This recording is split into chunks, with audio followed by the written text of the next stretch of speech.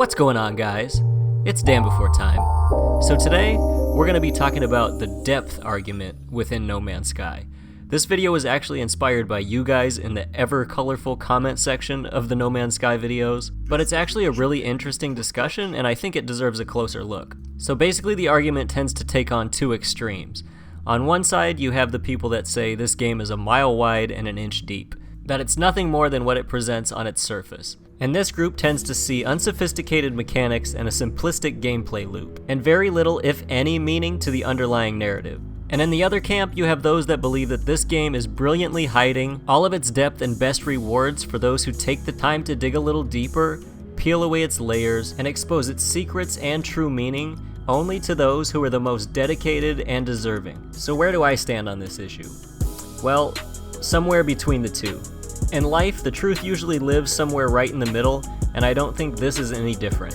So let's take a closer look at both arguments. Let's start with the mile wide and inch deep crew. Now these people won't argue that the game is not vast and pretty, but to them that's pretty much all the value that this game holds. They see the constant grind for resources to upgrade and stay alive, and the incessant traveling to new planets and bases that all definitely have a sense of sameness. And for me, specifically on those last 2 points, I tend to agree.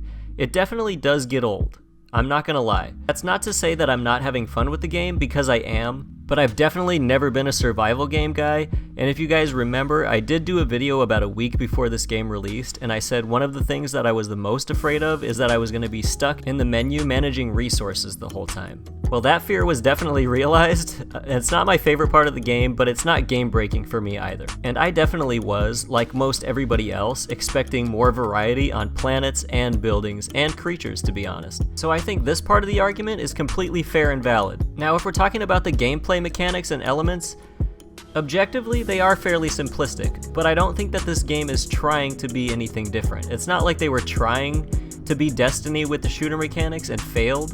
It's a game that seems comfortable in the fact that it's a walking simulator and the multi-tool is just that, a tool. You can use it to get out of sticky situations, but it's not meant to give you the power of a finely tuned death machine. Now the ship combat is hella wonky, but we'll save that for another discussion. Now on the narrative and hidden secret side of the discussion, I'm definitely more in line with those who believe there's actually something going on here. Because although the actual process of finding monoliths and reading the plaques stays the same, the variety of the writing is actually very impressive. And it is definitely telling the story of 3 distinct races and the Sentinels and the Atlas, all in separate storylines.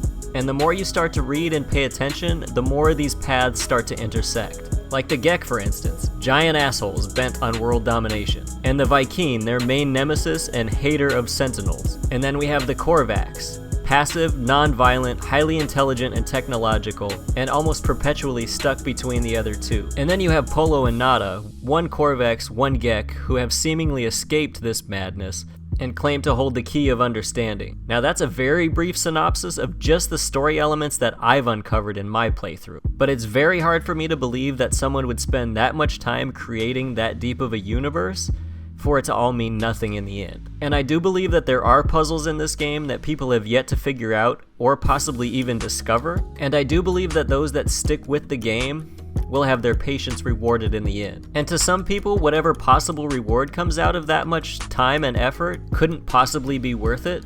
But to someone who enjoys this type of game, I'm imagining that they'll be very happy with the outcome. So as far as my feelings on this, I'm a little conflicted. I appreciate a good mystery and I see the value in making these secrets a little bit harder to discover, but for my personal gaming tastes, I do need the gameplay to be interesting and intriguing enough to keep drawing me forward. And I am worried that if new elements don't present themselves or get added to the game, I am gonna start to get a little bit bored and see my interest taper off. But I believe that no matter what side of the argument that you're on, engaging, fun gameplay and deep narrative don't have to be mutually exclusive. There are many games that prove that, and Journey is probably my favorite example.